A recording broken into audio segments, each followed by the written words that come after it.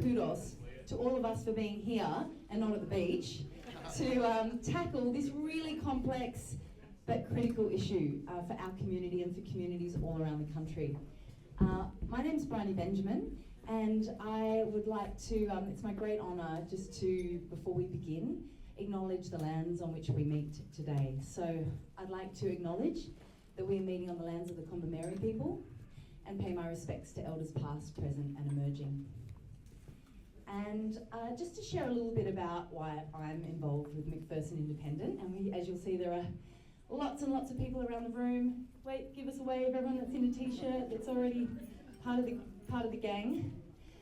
For me, I've just been so impressed seeing the power and the impact of independents in our parliament and being able to tackle really complex issues like the housing crisis, where the major parties have sort of dropped the ball and seem a bit scared to, you know, pick it up and run with it. So I think the independents are keeping pressure, and ultimately for me, I think if you're in a party, you always have your loyalty first and foremost to that party.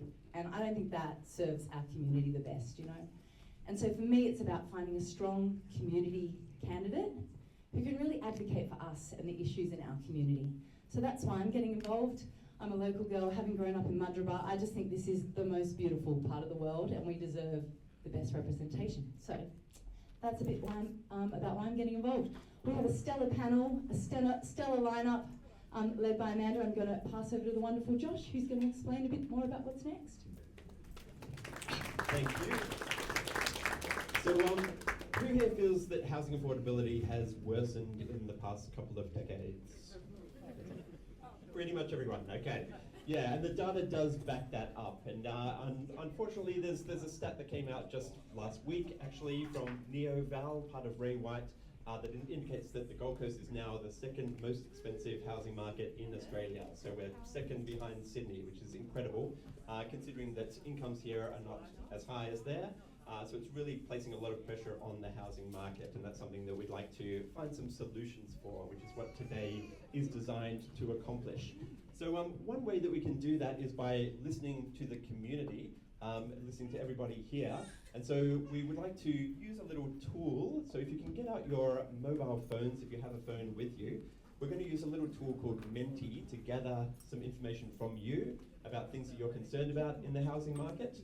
It doesn't gather any of your personal information, so it's just something to get your ideas and feedback.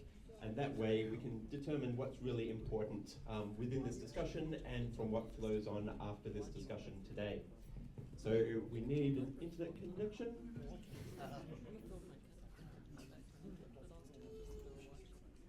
But if you can scan this QR code with your mobile phones, so zoom in on that, or if you can't scan QR codes, you can visit menti.com in your browser and type in 76841213.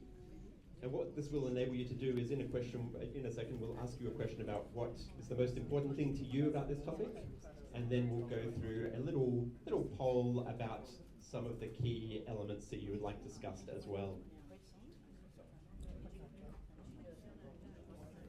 Excellent. So yeah, if you have a smartphone, try and scan that QR code. And if you can leave that open during the meeting as well, there will be an opportunity towards the end of the meeting where we bring Menti up again and you can ask questions of our panelists, and then we'll vote on the most popular questions to present to them. All right, so hopefully most people have scanned that. Now on your screens, it should have the ability for you to type in what you would like to hear about today. So you can pop an idea in there. And we'll start gathering some responses, and then we'll have one other question after this before handing over to our panelists. I feel like all of ours say waiting for presenter. Waiting for presenter. You can tick. Is it the open Q&A? Yeah, doesn't face. No, it doesn't make. Technology's not working. We love it. Technology's not working.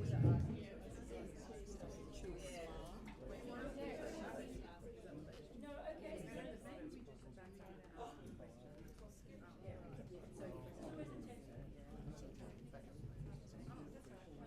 Yeah, that's fine. If that's not working, that's fine. We can continue, but we'll see if we can revisit that a little bit later, because we do the idea of these meetings. Yeah.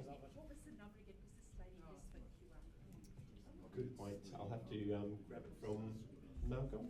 We just, It is on some chairs, so there's the number. yeah, no, Oh, we just nice. lost the internet, so we're just That's going okay, to that's okay. reconnect. We'll come back to it later. But the intention behind these meetings is not just so that people can talk to you, to the community. It's designed to get information back from the community as to things that are really important to you. So that's why we want to do this activity at some stage to find out what is really pressing on you and what you would like to see action done about in this field. But we'll move on. So it gives me great pleasure to announce our MC for today's is Amanda Mackenzie, a member of Macpherson Independent. She's been a resident of the Southern Gold Coast for many years.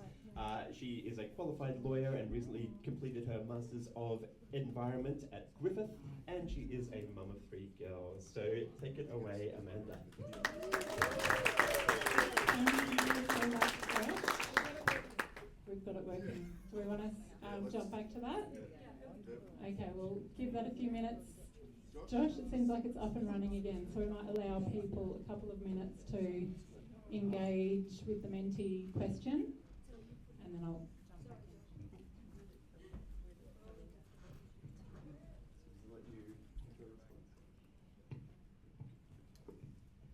Awesome. So yeah, we'll start getting some of those responses up if it's allowing you to enter those now.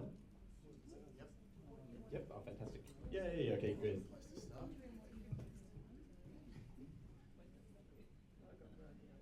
So this is good because this will guide some of what our panelists discuss as well, because they'll be able to tailor their message to what you're really interested in achieving from today. Awesome. So looking after the next generation, some solutions, really practical things. So we're not just talking about stats and data, but providing some positive solutions. Proximity, obviously becoming more expensive to secure housing that is close to work and close to the beach and some of our key attractions here on the Gold Coast. Evidence-based, yeah, we want it to be based on data. We've got a lot of data out there, so having solutions that can actually deliver what we are wanting to achieve is important. Outside the box. Hope is very important, absolutely.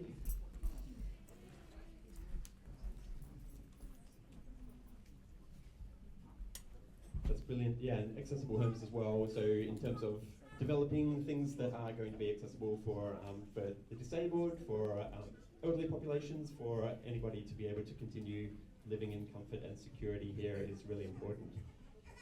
So that's brilliant. I think we'll take it to the next question. So that's some general ideas of what we're looking for. And now if you can, I don't know exactly how this works, but hopefully you can reorder things or select an option on your screens as to the most important topic for you out of these few top causes of the Gold Coast housing crisis. So what do you think is the most important? So They can select three. if they could just select three, just drag three up to the top. Beautiful, beautiful. So if you can drag 3 of what you feel are the greatest causes of the Gold Coast housing crisis up to the top of the list, we'll see how those rank themselves.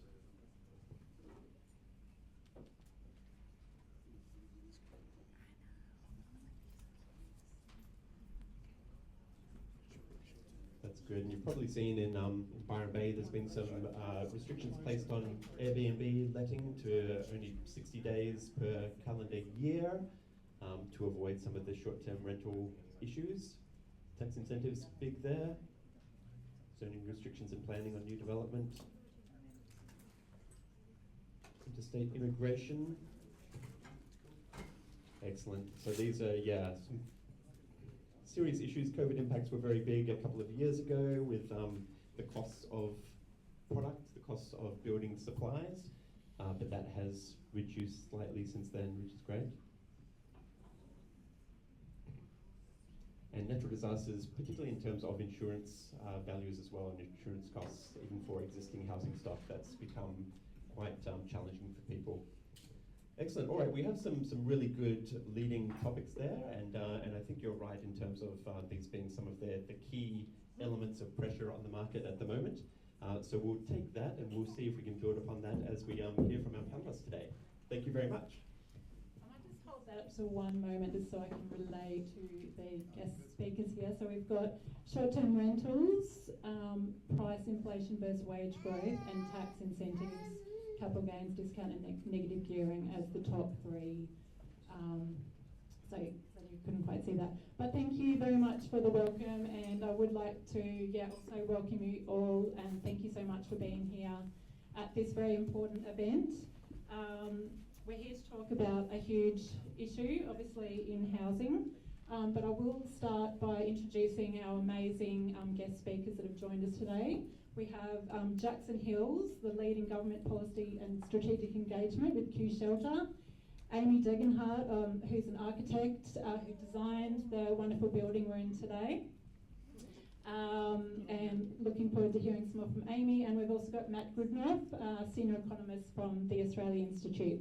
So delighted to have you all here today to talk about housing.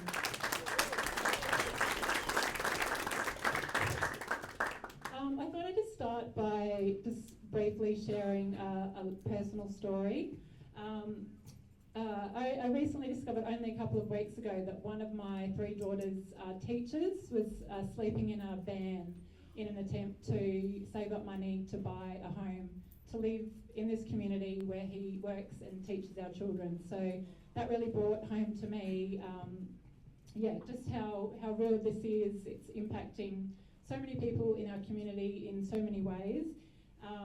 And I just also want to acknowledge that I'm aware there's probably people in the room today that have lived experiences of this crisis, and we really hope to be able to give everyone an opportunity at the end to contribute and ask questions.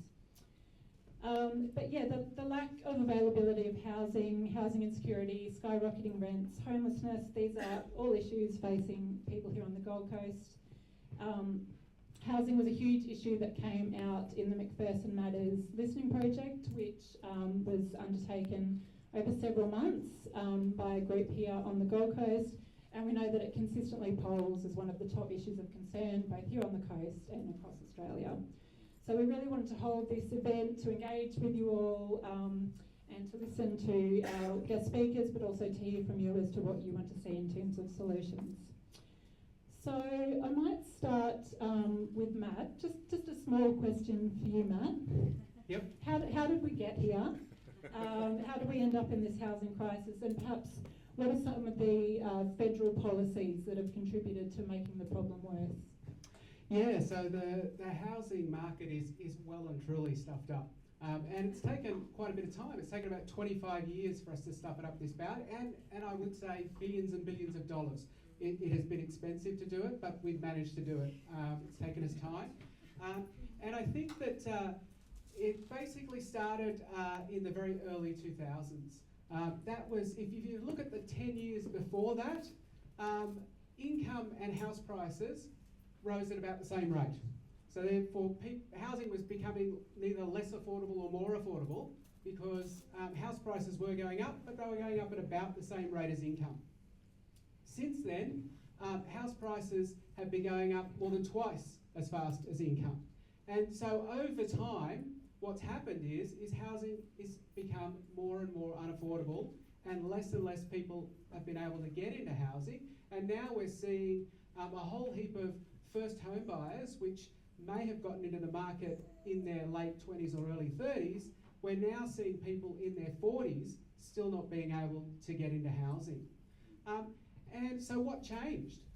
Well, I think the main thing that changed was that we introduced a couple of tax incentives that worked really well together to make housing really what economists would call, or accountants would call, tax-effective way to invest. That means that it's a great way that to invest, and your gains from it are taxed at a really, really low rate. And that is the capital gains tax discount, which is a 50% discount on the amount of tax you would pay on capital gains. And that has interacted quite nicely with negative gearing. And together, they're worth about $20 billion a year. To give you an idea of how much $20 billion a year is, because $20 billion is a very big number, but how big is it? It's more than the government spends on the pharmaceutical benefit scheme.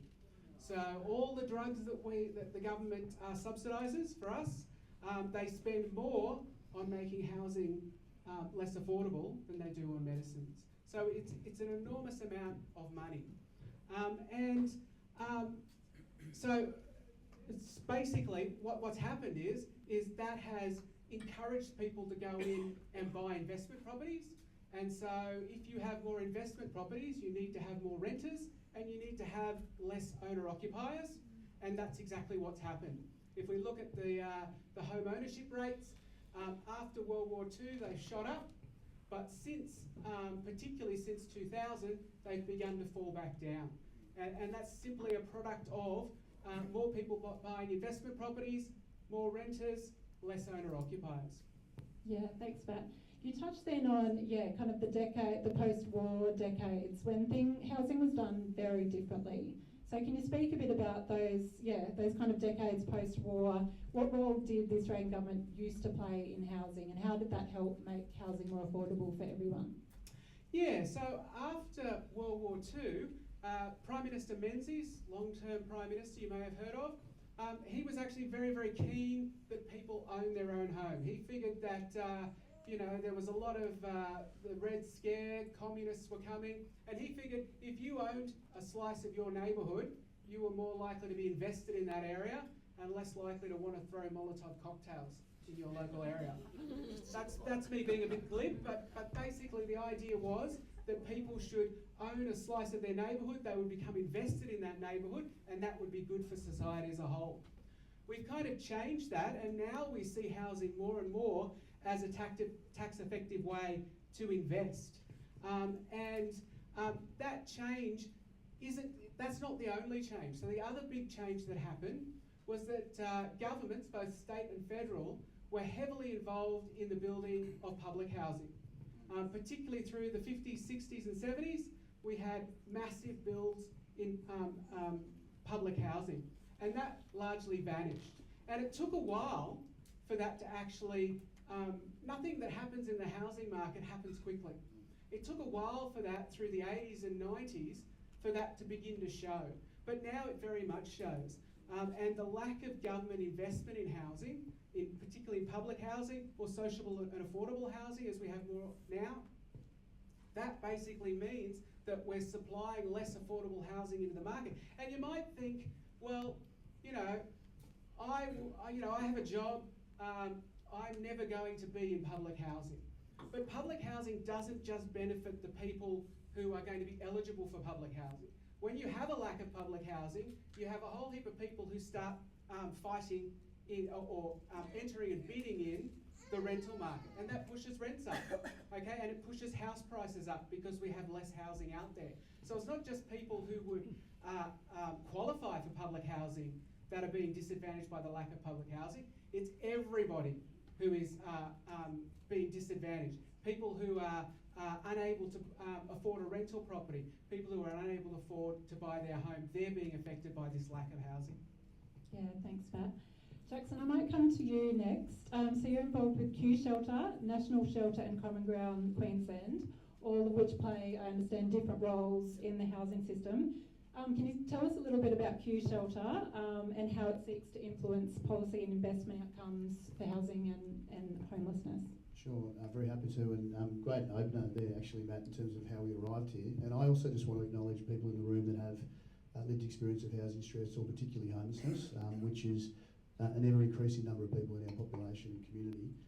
So Q Shelter is a peak body that represents what some people or economists might refer to as non-market housing, so anything below the market, anything subsidised by the government, and that's often delivered by community housing providers, or CHPs. If anyone's involved in the game, you would have heard that acronym. So that's one part of what we do. We have about 100 of those providers around the state, and they're members of ours.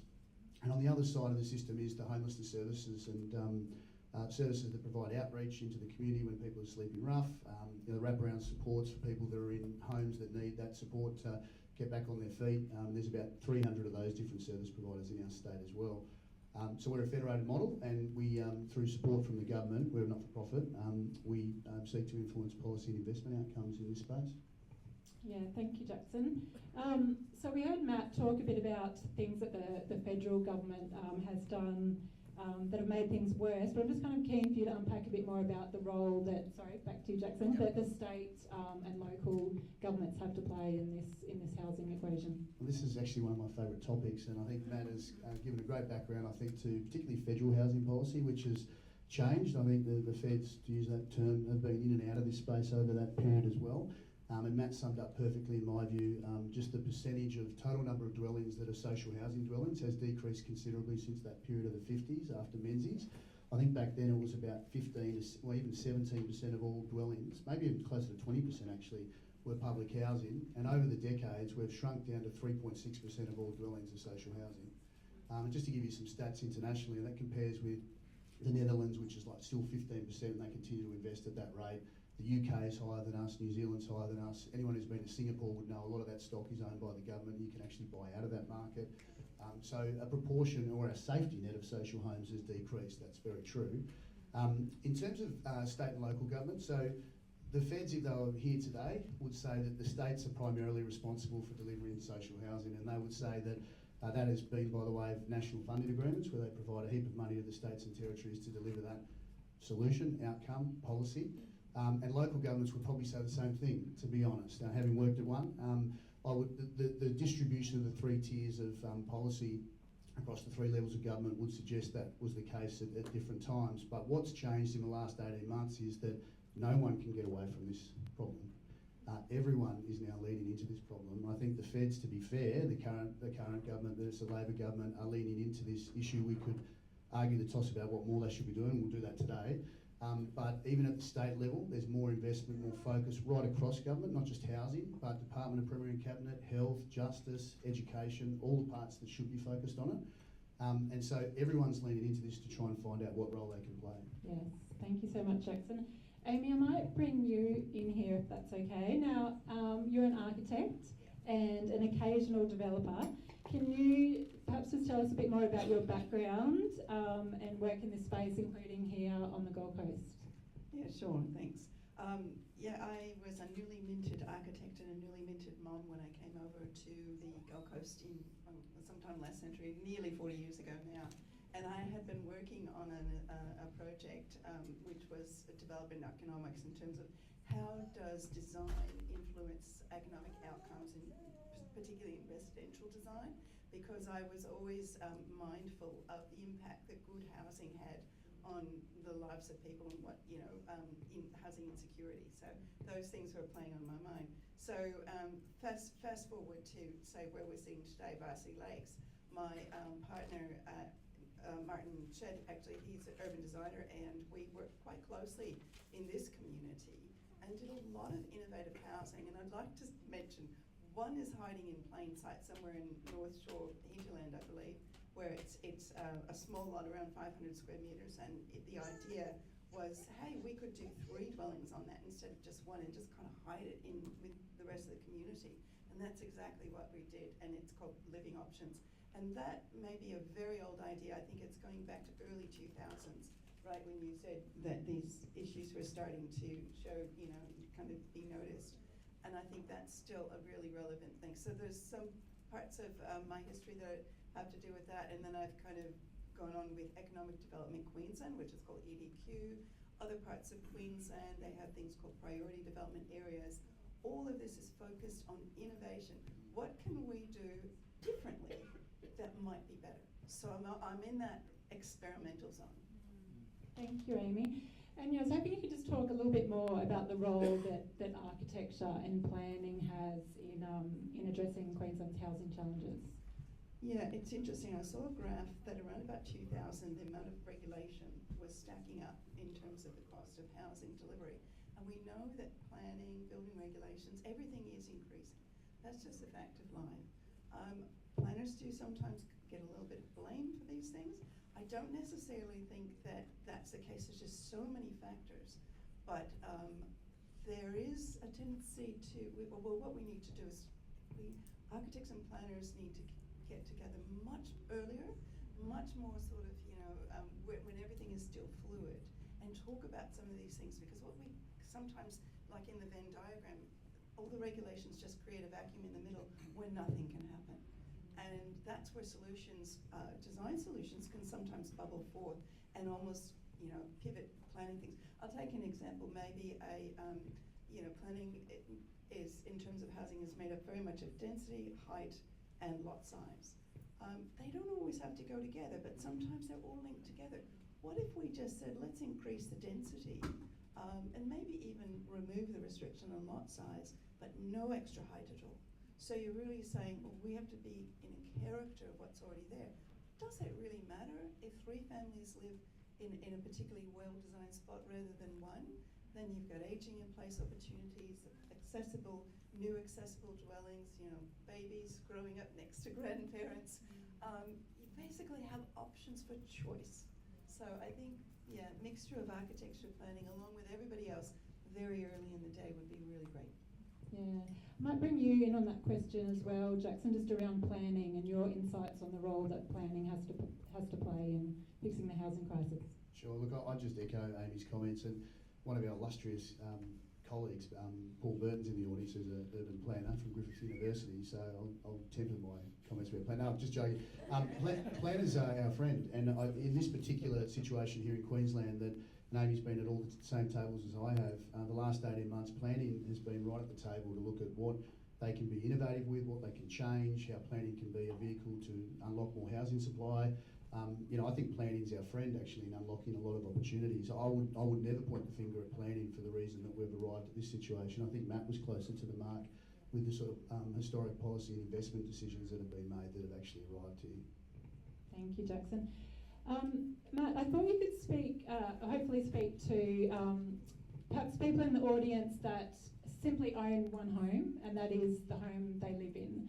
So why does making housing more accessible, easier for people to get in and buy their own home, and how does that work for that group of people that just simply own their own home? Why does it make sense for them as well? Yeah, so you might think that house prices rising is good if you own your own home. And that's actually not actually true.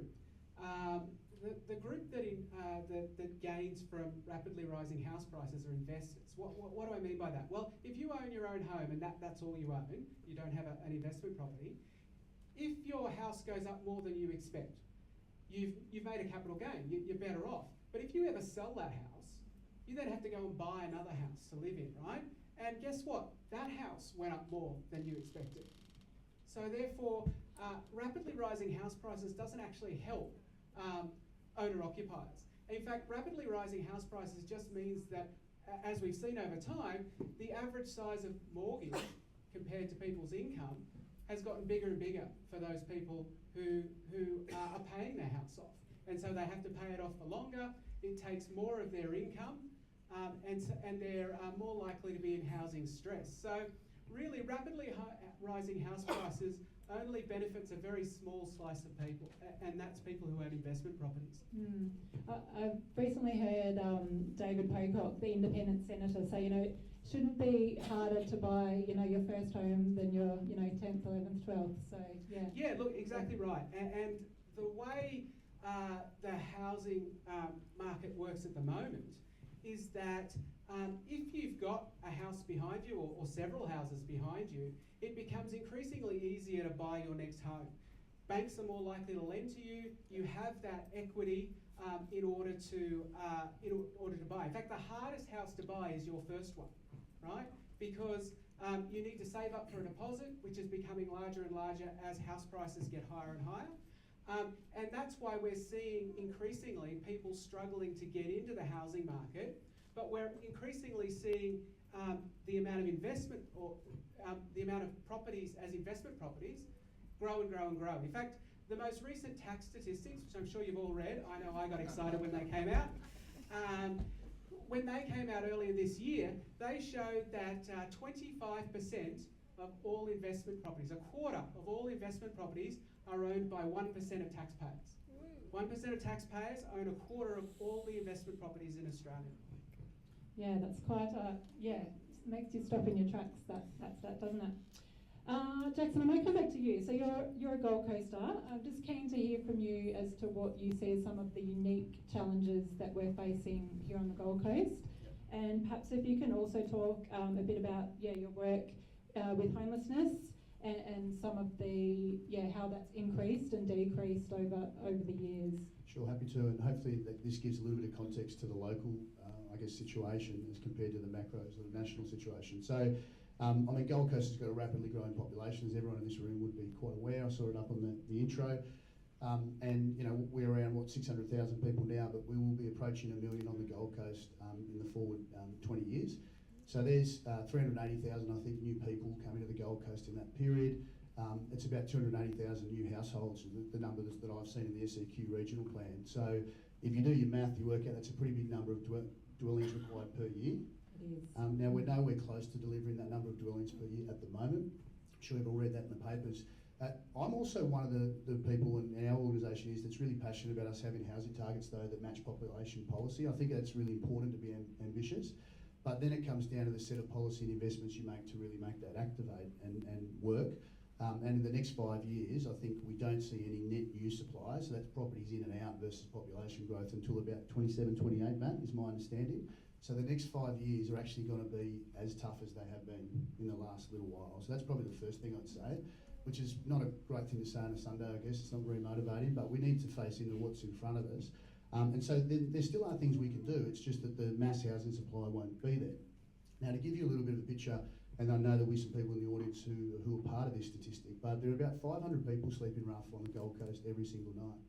Now, you'll see these people, you'll see the tip of the iceberg of that at Surfers Paradise, Broadbeach, Labrador, Southport, Burleigh, Coolangatta, all those places that you would be aware.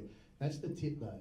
Behind that's another 5,000 people that are in cars, like your teacher, that are in severely overcrowded homes, that don't have a place to call home. And then behind that is 150,000, this is in Queensland, 150,000 households that are in housing stress, spending more than 30% of their household income on housing costs. So that's our pipeline into homelessness. And I guess the real question is, what sort of policy and investment decisions do you make now to get more people out of that space? But that's essentially where we're at in the Gold Coast. I also wanted to ask you, and this is something I'm quite passionate about, it's how homelessness, the ripple effects of homelessness in our society. So rather than looking at it as a problem for that person that's homeless, like how is this a collective problem that we all collectively really need to solve? And I'm just thinking about the ripple effects in terms of impacts on our health system, on mental health, on community safety, and things like that. Another one of my favourite topics, because I think there's so many ways to talk about this issue. I mean, there's a social imperative to do more in this space, which a lot of us in this room will share. Not everyone shares the same view. I think we all are aware of that. So there's also an economic imperative to do something about this. I mean, there's a cost to government for letting people sleep rough on the street, huge cost. And I'll just explain that if I can. So people sleeping rough on the street typically will have more presentations to emergency health wards, interactions with the justice system, interactions, usually negative interactions with local business. And all of these things have a numeric sort of economic consequence. And so the argument for better housing solutions for those groups is a strong one. It actually saves government money over time. And so I think, when we're talking about policy to whoever it is, the LNP, ALP, independents, Greens, there's a whole bunch of different ways you can frame this issue, social or economic. And I'd encourage this movement to really consider that in its policy suite. Yeah, absolutely. I 100% agree, Jackson. Amy, back to you. I would love you to tell us a bit about this incredible project which you pioneered, Envy Micro-Urban Village. I'm wondering if Mel could bring up just some images. So it was a multi-award winning micro-lot infill development concept which you pioneered as architect and developer. Can you please tell us more about this amazing project and how it can kind of shine a light on some really creative solutions in this space? Yeah, thanks for the invitation to do that. In fact, that's exactly what the project was envisioned to do, was to shine a light on some possibilities of what could be done differently. Now, I'd also like to do a shout out to Nicole Bennett, who was my founding partner with this project, who happens to be a planner, but also she was a local Varsity Lakes resident at that time too. Now, that's not how we came across each other. She was with the planning organization, I was with the Institute of Architects. But anyway, what a great synergy there. And that just goes to prove my point. It's that collaboration where we could do something differently. So let's set the tone. The priority development area of Southport was gazetted back in 2013. We had a spark of an idea from council, Gold Coast Council said, we need to do some, an exemplar of small lot housing.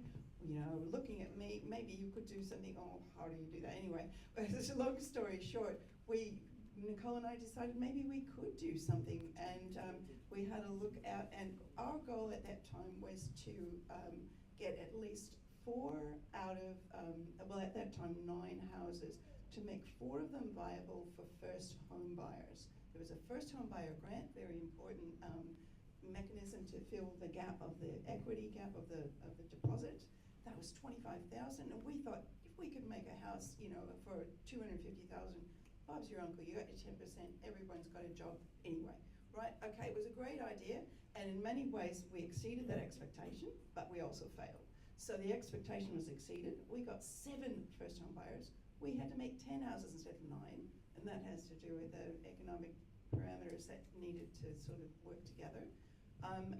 But it wasn't $250,000, it was about $350,000. Okay, so pretty good, pretty well done. That project is, it's a bit of a one of a kind. It was repeated nearly in a similar way next door, but we need to see more of those. That's 10 years ago now, and it does hold a key, because I was just thinking about when you were labeling statistics, if I could have said as a parameter, I need to have the rents of these houses equal the rent of the house it replaced, which by the way was an asbestos, ridden house, so it needed to be replaced. If I could do that, that means something. It doesn't mean gentrification, it means housing choice. So those are the sort of parameters that are important when we think about innovation and we think about housing. Yeah, we've got to do new housing. I'd like more of that new housing to be done by architects, and to use that sort of creativity and innovation to kind of work in between all these problems and get some outcomes. I love that, Amy. I think we've also got a few more photos, of Amy's incredible project here, which was in Southport, correct, Amy? Yeah. And the owners loved it, and that's why they spent a lot of attention making it beautiful. That's mostly their work, I just helped. Yeah. So then perhaps following on from that, Amy, I was just hoping you could talk a bit about the importance of good design, how that plays a really key role in this equation. Yeah, and I just want to say a little aside. I don't want to scare anybody about one house going into 10. And it is a bookmark, it is an exemplar, it is out there, in left field. But, you could take one and go into 3. But in terms of good design, we had plots that were 3.6 meters wide. We had to very carefully craft things like daylight, height, ceiling fans, ventilation, privacy, access. One of the secrets was not all of them had a car on site. We also didn't go more than 2 stories. So there was a couple little mezzanines snuck in there, so we didn't go out of character in terms of height. So that good design was just exhausting, really. It was so intense. Every single millimeter mattered. It was a coordination of 9 people, 9 people's briefs, colors, materials, landscaping, pipes fighting for with trees for ground space. But when you go and see it now, it's really, really green. So design was how all of that got sort of worked out. And I just light, ventilation, and privacy is probably my, and landscape probably my key ones. Yeah. Amazing. Amy, I was also hoping to ask you about NIMBYism versus YIMBYism, which we hear a lot about. Not in my backyard versus yes in my backyard. So can you talk a bit about how that tension is playing out here on the Gold Coast and I guess more broadly Queensland and across Australia? Yes, there's a 4-letter word that sums us up, and it's fear. We're all a bit afraid of change, and particularly change we can't control, we're not familiar with. We haven't seen, there's one project that has happened in those lines, so we need more of these projects to sort of show what could be happening. So fear is a big driver. I am going to be brave and tell a community group what I've heard researchers say community groups think, but the top three issues that cause concern are traffic, car parking, and design. Traffic is a tough one because that's kind of a big picture planning thing, and one by one you can't kind of resolve that. But good design can make sure there's the right amount of parking, right sized houses, and design you can't stop talking. I can't stop talking about design. If Queensland could in fact, the legacy of the old Queen Centres means so much to the world. I think that we lead in design, and getting more design involvement as we try to solve the housing challenges. At the moment, only less than sort of 5% of houses are designed by architects. So it would be nice to sort of see what would happen if we could get a bit more involved, maybe do a bit of an incentivization of changing some commodities for the alternate, which is delight, and kind of trading off a bit. Yeah, did you want to come in on that one, Jackson? Just the NIMBYism versus YIMBYism, and what we need to kind of embrace, and perhaps a bit of a cultural shift in terms of, growing population, and just how we have to rethink our communities. Yeah, sure. I'll try and be brief, but it's hard to on that topic. Look, it's a big part of our growth trajectory. We have to find a way through this, obviously. I mentioned the numbers earlier, and even if you were to change population policy, that I personally don't think we should, but even if you were, the numbers are still huge, whether you trick it up or trick it down, they're coming. They're coming every day, every week to the Gold Coast. So we do need to find a way to kind of craft that, and a big part of it is what Amy's saying, is through design. So it's not towers everywhere. It's not towers in the suburbs. It's but through fear, through not enough conversations with the community, we haven't sort of presented to people what the options are. And from mine, the work I've done with community engagement, options are everything. Choice is everything. And so I think there's lots of conversations that need to be had with the community right now on what sort of density looks like, what alternative sort of housing looks like, how we get housing into the market that allows, this is a big one on the Gold Coast, people to downsize into smaller properties. But there isn't many options for that at the moment. So the yield we're getting per property, like there's so many homes that just have one person in them, for example, but there's not many choices for people to come out of those homes either. But I will just say, from someone who's involved in non-market housing, the stereotype around social housing from the 50s doesn't help us either.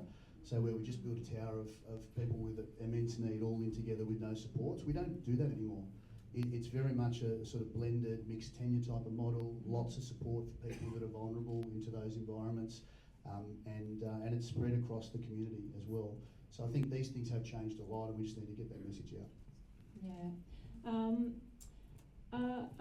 It kind of links in nicely to my next question, which is, here in Australia we often like to think of ourselves as gold medalists, and we do a lot of things well, and we outdid ourselves in the Olympics, but I'm super interested to, hear from perhaps each of you about some examples of countries where they're doing housing really well. So perhaps where public housing is done well, perhaps where housing just is not really an interesting dinner conversation topic because everyone just has access to a home, and it's we don't have all the TV shows. I mean, I watch the TV shows occasionally, renovating, But yeah, keen to hear about, where are some countries where they're doing housing really well?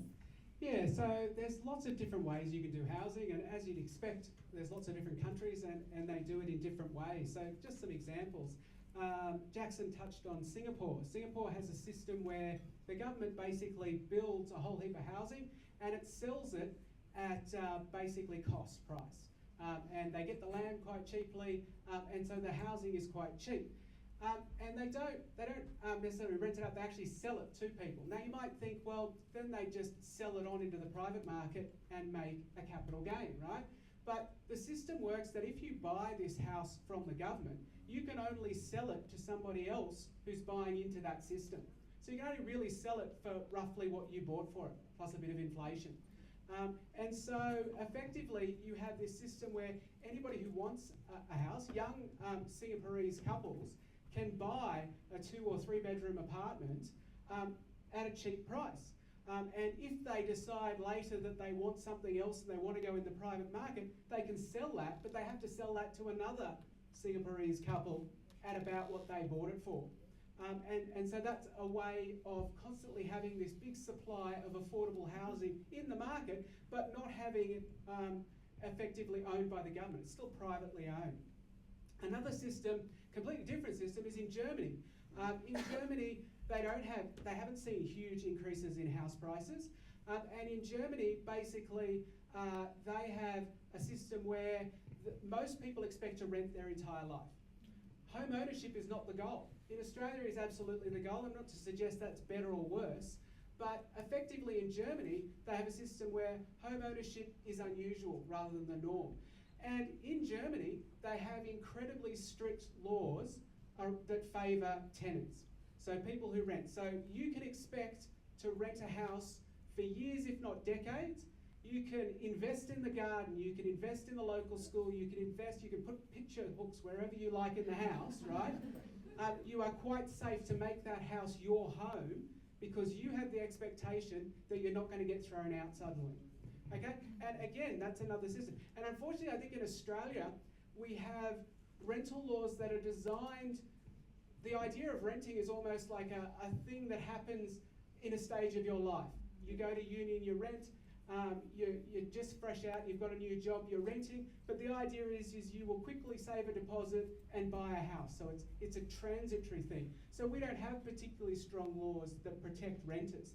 I think if we're going to go to an unaffordable housing model where housing is increasingly owned by a smaller and smaller percentage of people, we either need to break that and make housing more affordable, or we need to move our renting laws so that they are more like Germany, so that people can be comfortable renting a property knowing that they have security. Amy, I think you had a few examples from the States which Yeah. you'd like to share. Yeah, I would. I would first like to acknowledge that in the Netherlands, and having more social housing is a really big part of it. But there's 3 examples. One is the obvious one. Envy is named Envy because of the Undue Subdivision of Land Prevention Act 1885 in Queensland, where basically Queenslanders were prevented from having terrace houses. So there's a bit of terrace house envy going on there. Now the thing about a terrace house is it's a compact home that's near the city, and I saw one of the items on the list was well located, or being next to the beach, parks, schools, etc. So terrace housing, where you own your individual plot of land and then your house is on it, that's all very compact. That's in fact something that is more prevalent in other countries of the world and also other cities in Australia. The second one is in America. There's a couple in America where house ownership is pretty strong as well. I think that's really the case. And but they're having housing stress too. So in one zone, I think it's Seattle, they're deciding that if you are in a residential neighborhood, fairly large lots, independent, single family dwellings, if one of those is going to be replaced, it actually needs to be replaced by not 1, but at least 2 or 3 new dwellings. So it's sort of mandating that you have to increase the density, kind of opposite to how we're thinking here. And the third is, I just learned about it the other day, I think it's called Cul-de-sac Tempe. And it's where the other problem we haven't really talked about a lot was car parking, cars, and all of that sort of thing. Putting ourselves on a car diet and kind of thinking more differently about transportation. And that particular community says nobody can have a car of their own house on site, but we'll provide you heaps of share cars and all sorts of good public transport. And all of a sudden you have these beautiful sort of walkable streets and walkability. I mean, I didn't mention it specifically with the design aspects, but walkability from that urban design context is huge. So those are a couple I'd like to share. Jackson, any come to mind for you? They've mentioned fantastic ones. I mean, I have to riff off the car parking bit. I mean, just put your hand up if you've travelled overseas this year, anywhere. Anyone travelled?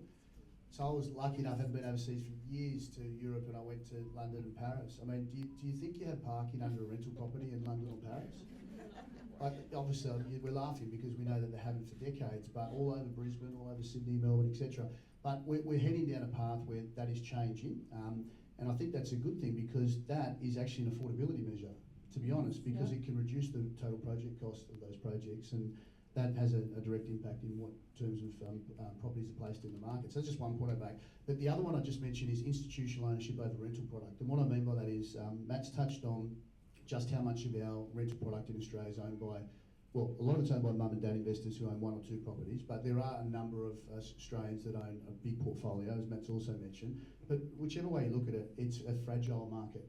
And particularly for the mum and dad investors that own 1 or 2, and we know there's some of them in this room, I'm sure, but there usually is, that they are, very much price sensitive to, the interest rate, strata fees that go up, and there's pricing things there as well. So for me, it's too fragile to rely on. It's a third of our market that relies on that system. So we need more institutional ownership over rental product to do what Matt said, and that is give more security of tenure. You should be able to get a 10-year rental agreement and choose to live that way if you want to. So that will require some policy change and shift around tax, and you know, the not-for-profit sector can actually do that. They already do, and that can trap some of their product in an affordable sense. But that countries that do that well are the UK and parts of the US in particular. So that'd be my example. Thanks, Jackson. Matt, turning to you, so I think we'd all agree in the room that having a home and a place to feel safe and to raise a family, if you want to raise a family, is just fundamental to what it means to have a good life. And we know that recently Independent Senator David Pocock and Kylie Tink introduced a bill to the Senate and the House of Reps that would require adequate housing to be treated as a human right for every Australian by mandating that the federal government make a long-term plan to transform Australia's dysfunctional housing system. I was hoping you could talk to that a little bit and maybe explain that in a bit more detail. Yeah, I suppose this comes out of the idea that there's a strong feeling that particularly the major parties talk a lot about housing affordability, but don't actually offer up any solutions that actually make it better. And certainly we've heard politicians talking about housing affordability for probably 15 years now, and over that period housing has just become more unaffordable. So whether you, you know, the proof is in the pudding, I suppose you would say, that their policies clearly aren't working, and a lot of their housing affordability policies have actually made housing less affordable, particularly things like first home buyers grants and things like that. So the idea, I think, to make it a human right is effectively a way of the public saying, this is really, really important, and we want to hold you to an account, and that if you continue to fail, that there has to be some sort of consequences for that. And I think that's where that comes from. It's that there's a really strong feeling that governments aren't doing enough. What they're doing isn't working, and we really want them to get off their asses and do something that actually makes it more affordable. Absolutely. Do either of you want to comment on that? Just on, you know, housing as a human right, which I think we all instinctively feel it obviously is, and we'd like to see, you know, policy that actually reflects that and that looks after people. Yeah, houses are for people first. That's absolutely right. And I agree that we just have to find a way to take people that are not able to, you know, own a home. I think that's a great privilege, and it's such a safety measure for your life, such a security, and just the feeling that you can plan for the future. Yeah, we have to do something that incentivizes that. I don't have any, genius about all of those political levers and things like that. So my expertise is kind of working with the environment and that we have, and kind of working in between. You know, the low-hanging fruit in my mind would be to see if we could do something with, detached dwelling lots, and say, you know, if we can have a conversation about good design and kind of getting housing choice. Less of a fear factor and more of a welcoming, going back to the yes in my backyard. Yeah. And Jackson? Yeah, look, I'm definitely a believer in that movement, and you wouldn't find a more reasonable politician actually than Senator David Pocock. He's been fantastic for our agenda actually. It shows you what an independent representative can really do. That bill we were very supportive of at the national level as well, which is, there's already a National Housing Homelessness Plan coming together. That bill is seeking to enshrine the right as a human right. And there's also a role for the states to play here too. So we have a Human Rights Act in Queensland, and the government was meant to be reviewing the entire act this year. They chose to review just a portion of it before the election, which didn't pick up this portion. We certainly advocated as a sector to have the right enshrined there as well. So it really needs to be at all the different levels. And the only thing I'd say is the pragmatist in me says there's 140,000 people that are homeless on census night. So to really do those human rights well, you need the supply to be able to achieve it as well. So what a human right is in reverse from a housing policy perspective is housing first. So if I'm sleeping rough tonight, there's a house for me somewhere, and then you can put some support around me and I can get back on my feet. Unfortunately, there isn't a house tonight. We're 140,000, at least 140,000 short, because there's 140,000 people that are homeless. So I think the right's really important, but so is the supply to be able to achieve it. Yeah. That figure that you just mentioned then reminded me of another figure which I came across, which is that we have across Australia 100,000 homes that are currently sitting vacant. So that doesn't include Airbnbs or holiday rentals. Surely those homes have got to be part of the solution, do they not? Matt? Yeah, look, absolutely. I think what was quite interesting during the pandemic was we actually were able to house most people. And homelessness went way down because the government suddenly thought it was an absolute priority to stop the spread of a disease to get people into housing. And I mean, Jackson might be able to speak, but homelessness went down during that time because all those kind of free spaces were taken up. So absolutely, supply is absolutely a super important part of the solution. But let me say, let me give you another quick stat because I'm an economist and I love statistics. I know most people Go don't. for it, we love stats. Over the last 10 years, house prices have gone up. I know, shocking, right? About 75%, right? Over the last 10 years, the population has increased by 15%, which is a pretty big increase over 10 years. The number of dwellings has increased by 19%, more than the population increase. This is not just a population problem. That is average across all of Australia. There are some regions where population will have grown more and housing would have been less. But on average, we are building more dwellings than we have people. What we have at the moment is a radical change in how we view housing. We view it as an investment good. We view it as a tax-effective way to make money. We don't view it as much anymore as a safe and secure place to raise a family. And until we change that attitude, until we take that speculation out of the market, then housing will continue to get unaffordable. That is not to say that supply is not part of the solution. Supply is absolutely part of the solution. It is not just the only solution. Yeah, I agree. Can I just add to that? Yeah, look, I think I'd agree, Matt. I think, look, enshrining the right actually can really hold them more accountable too, is probably the other thing. So that's a really important point. In terms of COVID, a lot of those, you'll find a big number of those people were actually housed in hotels. Probably the largest because percentage. the government was willing to stuff up the money. No, but I think housing homeless folks in hotels is there's a dignity to housing people as well that's really important, and our sector takes that really seriously. And we have a hotels program right now that's housing people that are homeless. There's thousands of people in hotels across Queensland at the moment through the government's immediate response program. This is mums and kids that might be in hotels with mature age men. Just been really vulnerable here with the audience. This can create some issues, as you probably appreciate. Some of these hotels don't have cooking facilities, so imagine, sort of bringing meals in every single.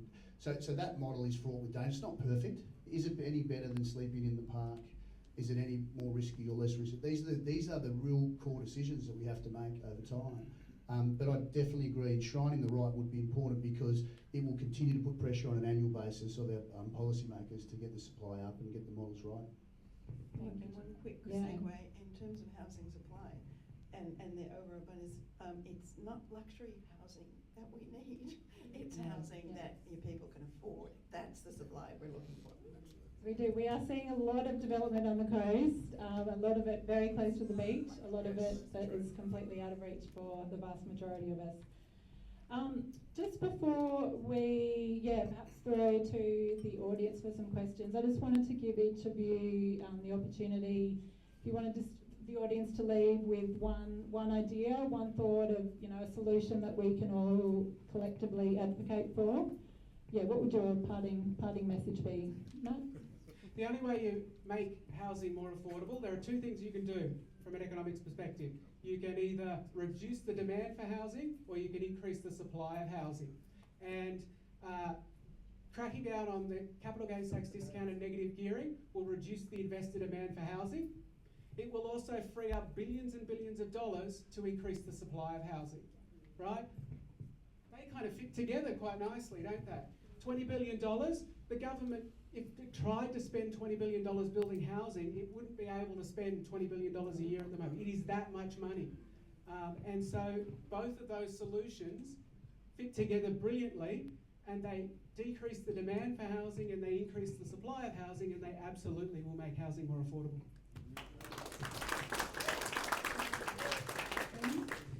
I go for some low-hanging fruit.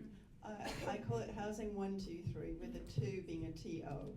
Because I see there's a 1.5 million detached dwelling lots in Queensland between 350 square metres and 1,000. They're spread out all over Queensland. If we just took 5% of those and took one house away and put in 3, we'd have 150,000 new dwellings anywhere in Queensland, built by local nail-back builders or carpenter builders, however you like to call them.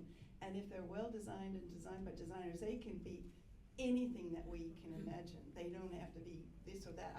I get a great get out of jail free card because I don't even have to say what they are. They're just well designed. So there's my little solution. I'll try to do something a little bit different. Agree with both of those. Look, I think I've just got a provocative thing to this group here, this movement, is to keep the pressure on. So if Labor were here, federal Labor, they would say that they're spending $32 million on housing policy at the moment. They're trying to build 30,000 affordable homes through the Housing Australia Future Fund, that they've increased double funding for homelessness services, etc., etc., etc. We're still not getting it done. If the LNP were here, they'd have a huge focus around home ownership, which is something else we talked about. Definitely agree with that. It's only one part of the continuum.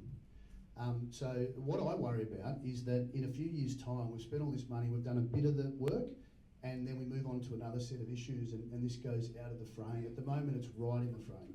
Local, state, federal government. And what you can really do is keep it there until we fix it. And that's about having really good engagement locally, making sure there's a whole variety of policy solutions on the table. I agree those 2 things would be really helpful, by the way, Matt, but there's no silver bullet. It's a whole range of policy and investment solutions that need to be worked through over the next 20 years, because it's been 30 years of sort of inaction that's got us here. Yeah, it feels like, certainly a lot of sort of short-sightedness and not looking at the longer-term vision. Bryony, over to you now. And Questions? Yeah. Well, can we give a round of applause to this brilliant panel? Oh my goodness. That was absolutely fascinating to do that deep dive into the problems, but also some really exciting and innovative solutions as well. And a shout out to Amanda, who you can tell has put so much work and prep into getting ready for today. Thank you, Amanda. Beautifully facilitated. So if you were listening to this and you're thinking, you know what, I want to get more involved, I'm really interested in this independent movement that's growing here on the Gold Coast, I've got 2 things that are coming up that you can get involved with today. So the first is, there are a lot of volunteers already in the room. We need more. We're building a massive movement, and so one of those first asks would be to volunteer to come along to a market stall. We're running market stalls where we're taking the, as was mentioned earlier, the community listening project that was underway, McPherson Matters, talking to the community, and this is a really different point about community campaigns. It starts with listening. It starts with a community listening process. Well, we're taking that process to the streets, we're taking it to the markets, and we'd love you to be part of that. It's really fun. You get to hang out with awesome people at the markets, selling, talking to people, selling cookies maybe, lots of fun things. So that's one. Please speak to Leah or Aaliyah up the back. What a gang. Leah and Aaliyah, you heard correct. Or the beautiful ladies on the table up the back there, say I want to sign up for a market stall. The other thing you can do is please come to our next event on the 8th of September. We have, it's called Raise a Glass to Community Change. Oh, there you go. I'll get out of the way. And it's going to be a fabulous event at the Burleigh Brewing Co. Super cool venue. You can find out more about how you can get involved. And if you enjoyed today, bring a friend along as well. Tell someone about it, get them to come along. So they're the 2 things you can do. And I'm just going to also announce before we go to questions that there is an amazing raffle up the back. And you're going to have a really good chance to win. So Leah's just going to model it now. There's Byron's modelling it. Oop. Please don't break it. Won't be as valuable. $5 for a ticket. Isn't that right, Leah? How $5 or 3 for 10 or a stash for $20. You can go during question time. Feel free to wander up. And also you'll see my amazing mum up there. She's holding cookies, democracy cookies. Get your democracy cookies for $5. So there's a few actions for you. Oh, over to Josh. Fantastic. Thank you so much. Hopefully you found this valuable so far, and now we're turning things back over to you again. So we'll get the Menti back on the screen. If you haven't closed it, it's the same QR code. Should we bring up the QR code just once more? So if you didn't get a chance, you can scan it now, and now you are asking questions that you would like answered by the panel. So pop in something that, that maybe you wanted more information about or that hasn't been addressed today, and we'll actually get a few of those questions coming up, and then we will vote on which are the most popular of those, so that we're able to answer those for you. So questions in there. And this is how we keep it really democratic. So we will also pass the microphone around for people who don't have the app or haven't been using it and would like to ask a question. But we want to make sure that we're getting things that you're really keen to find out about first and foremost. All right, is it working?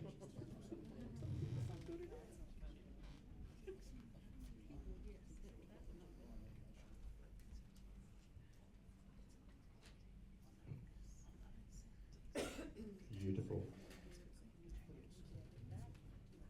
All right, another 10 seconds or so. Malcolm, can you see them coming in, or?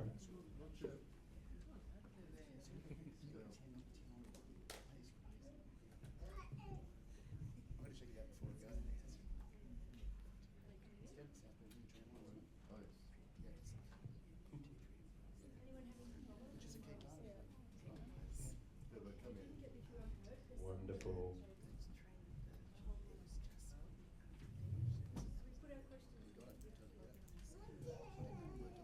Shall I start reading some of these out just as they come in, just out of interest? Because Amy, there's one has popped up. Amy, why has the NB project not been replicated? So people are keen, but we'll wait till they all pop up. But there's a few interesting ones.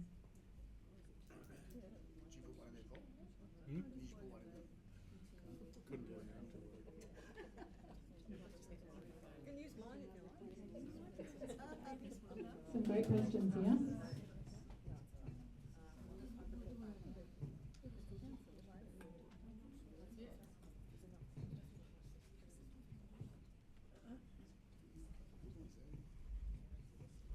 And there's some up here that indicate why action hasn't been taken. So we already have a base of investors in Australia. How can we address things to get that ratio of incomes to housing prices back into historically reliable levels? So last century, for most of the century, it used to be that it cost 4 times a household income to purchase the median property. Now in a lot of areas, it's about 8 to 10 times the median household income to purchase a property. And here on the Gold Coast, if you look at the ABS stats from 2021, our median household income is about $88,000, and now our median house price is over $1 million. So it's even a higher ratio than it has been historically. But how can we change things without disadvantaging people who already own houses, who are already investors? That's why it's a political sort of hot button issue and something that's not easy to solve, but we've heard some wonderful solutions today. All right, so we'll flip to the voting now. So now if you can look back at your apps and vote for the question that you feel is most relevant, that you'd most like to have answered, they will start to come up to the fore here, and we'll be able to get those responded to.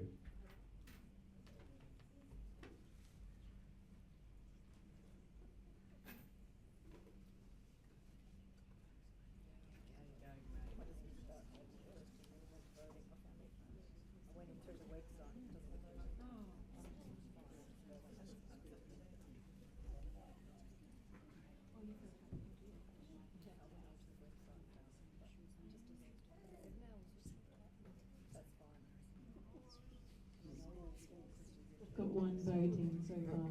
2 vote, 3 vote. There's a lot to read. There's lots of really great ideas being put forth and lots of great questions. So let's see what comes to the top.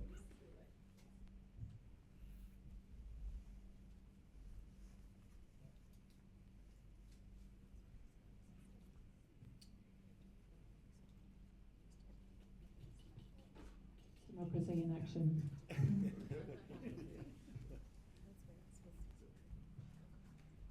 All right, we'll do it with 9 responses so far. So, one is a clear leader. So, how can we put pressure on politicians with these complex issues? The issues are so huge and interrelated. Public transport needs to be addressed. Yeah, the whole infrastructure situation on the Gold Coast is obviously a challenge. If you are building more dwellings without parking, so what can we do there? Who would like to take that one? I Do you should want me probably to- have. Yeah, do you want me to repeat it? Yeah, thanks, that's great. Yeah, it's kind of, there's two parts of the question, but how can we put pressure on politicians with these very complex issues? The issues are so huge and interrelated, and then a tag along that is public transport needs to be addressed if you're building more dwellings without parking. So feel free to tackle that Yeah, question. if you'd like. I don't know about how do you get government to listen. I guess just keep the conversation going. I can probably be more helpful on the transport. Yes, transport's key. And might I say that, with the MB project, it was because there were 2 light rail stations within 5 minutes walk. This is very much a planning situation when you've got a pedestrian shed and your walk is within, 5 minutes. You can kind of be viable without a car.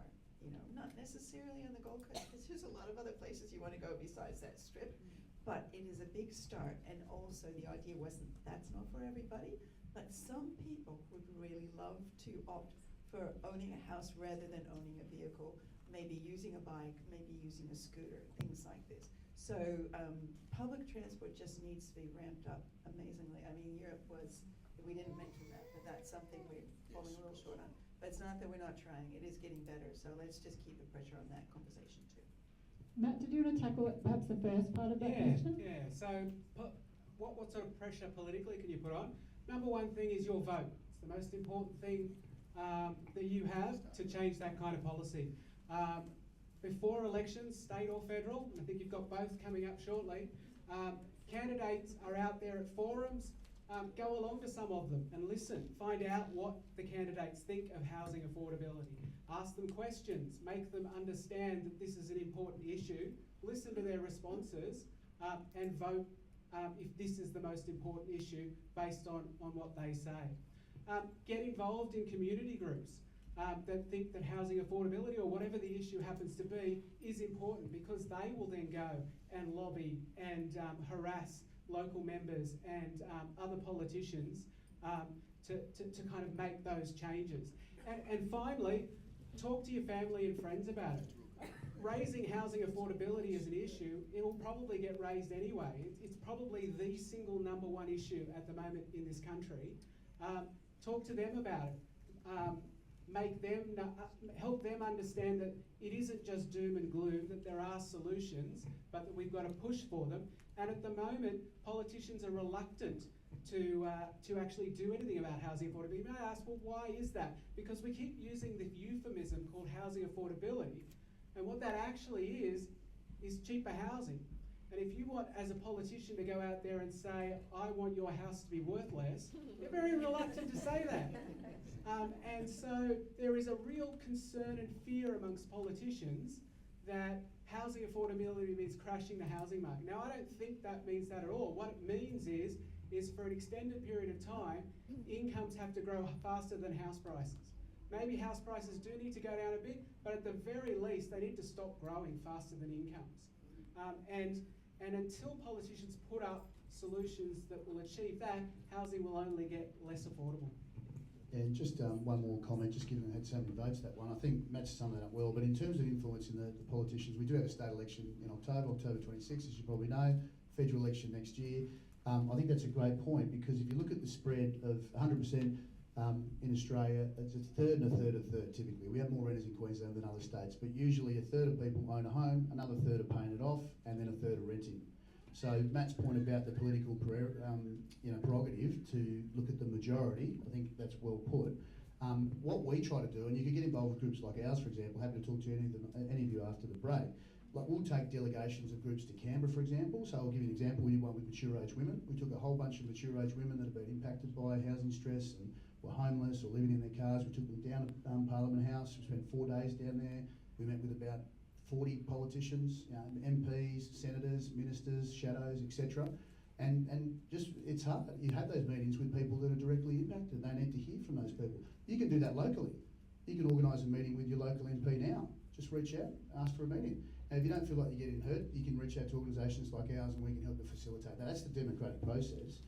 You should be talking to your elected members about some of these issues. And the third piece, of course, I don't know whether there's any journalists in the room, but is utilising the media. And that's why there's been so much focus in Queensland in the last 18 months, to be honest. We had this big thing called the Housing Summit 18 months ago, which brought all the political parties to the table. And it was off the back of, I think, 8 days of reporting in the Courier Mail, from memory, where there were front pages of all these different personal stories, which put a whole bunch of pressure on politicians to kind of act a little bit more seriously. Excellent, thanks Jackson. So on transportation there as well, the promise of self-driving cars hasn't really come to fruition as quickly as some of us had expected. So yeah, that infrastructure we really need on the Gold Coast. We're obviously a very stretched out, elongated city, which makes it harder than CBDs in some of the big metropolitan areas. So we need a lot of planning around that. And that kind of ties in with the second question here as well. So what changes can be made at the council and the state government level to encourage gentle density or missing middle housing like Envy? Oh, Amy, tailor-made for you. Yeah, well, let's see. I think that there needs to be some policy changes in relation to kind of dialing back the fear of having, new and smaller dwellings in your neighbourhood. Look, let's face it, we all have neighbourhoods and we all want to preserve the character of those neighbourhoods. And I think if we could look to design to kind of gently put some new housing in there, we might all be able to postpone the fact that maybe there will be high rises or mid rises of 3 or 4 or 5 stories coming. So it's a matter of kind of getting in the conversation. I also think we the profession, any of the professions, we haven't done a good job of explaining what gentle density is. And I do like to say that let's imagine it could be invisible. So let's start with the lowest hanging fruit and just say, if we could just change some lines on the paper to make it so that people could actually buy smaller, right-sized housing, that's one, and it doesn't even look any different. So that's invisible density. So maybe we start there with our planning policy, see how that fits with people, design it well, and then we can maybe move forward. Thanks, Amy. Jackson? Yeah, just add a little bit. Great point, Amy. That would be a very it seems simple place to start, but as you probably imagine, it comes with political courage as well, because again, people don't, not much to look at. I think it needs to be incentivised as well, and the reason I say that is greenfield development. There's not much left in the Gold Coast, by the way, but greenfield development in a lot of other locations is easier, quicker, often a bit cheaper. Infill, the fear is infill's a bit more expensive. It's knock down, rebuild, some funky design, everything else, a little bit more cost. So now I'm just speaking in general terms. And so the governments do need to incentivise and support that transition though, because we need more homes in those locations, particularly for lower income people who are actually part of our workforce that need to live closer to where they work. So the state government, for example, has got an infill development fund, I think $350 million fund, Amy, that they announced recently. Now that's to kind of incentivise or catalyse a little bit more of that development. So that's an example of policy response to a challenge like that. We need to evaluate whether that's ticking enough boxes, but that would be a start, and also councils starting to look in the right locations at some smaller lot sizes, I agree. Did we explain what infill? Does everyone know what infill development is? Did we cover that? Does everyone know? I didn't know what infill development was. Did you want to just very quickly explain that for anyone in the room? Yeah, that's such a good point. I was going to explain that. So if you take infill, it's just you're filling in. You're basically, if you've got an existing or established community, you're sort of filling in.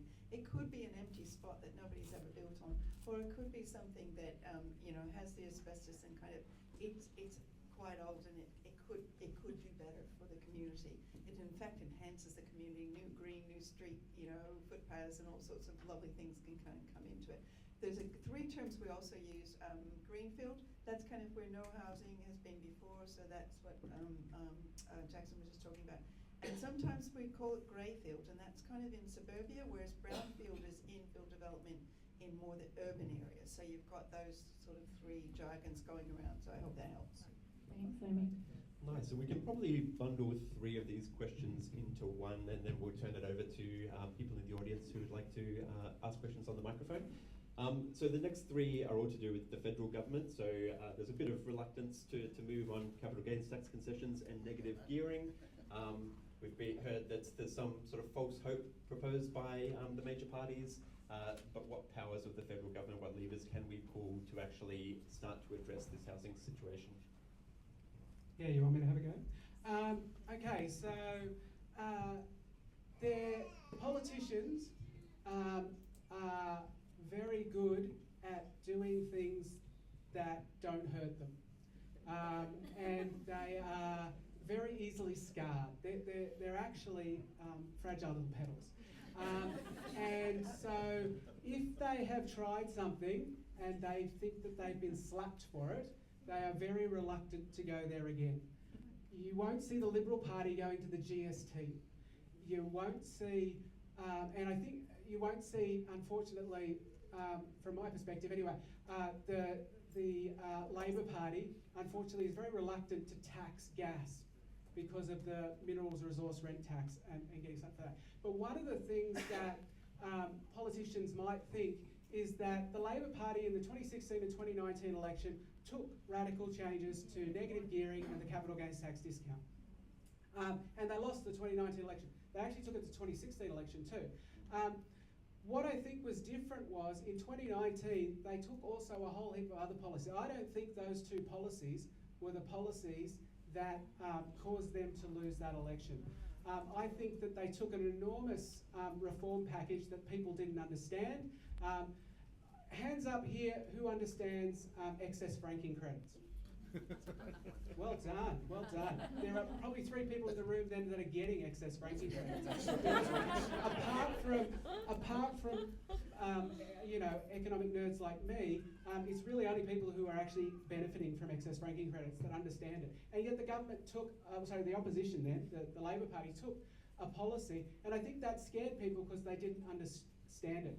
I think that the the political calculus on home ownership is changing as millennials become a larger and larger voting bloc in this country. It is not going to be long, 1 or 2 elections, when they will make up the majority. Gen Z and millennials will make up the majority of the voting public, and they are really, really, really annoyed about the housing issue. And they don't give a crap about negative gearing and the capital gains tax discount because they're not getting any benefit from it. And so I think that is changing, and I think it will change, you know, if nothing else, as that group of people who are locked out of the housing market dominate the market.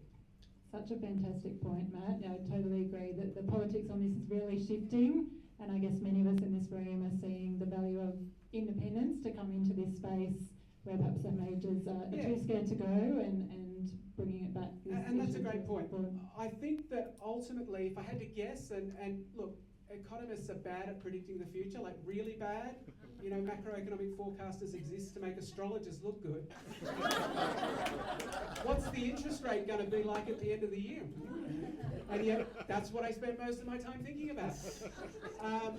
But independence, I think that because of that scarring, we will eventually get change when independents and minor parties are forced into coalition with governments and they say, this is my #1 issue, you don't get my vote to be government unless you do this, and then eventually the major parties go, well, okay. And that's where I think, so absolutely, I think that independent and minor parties are a really important part of it. Yeah.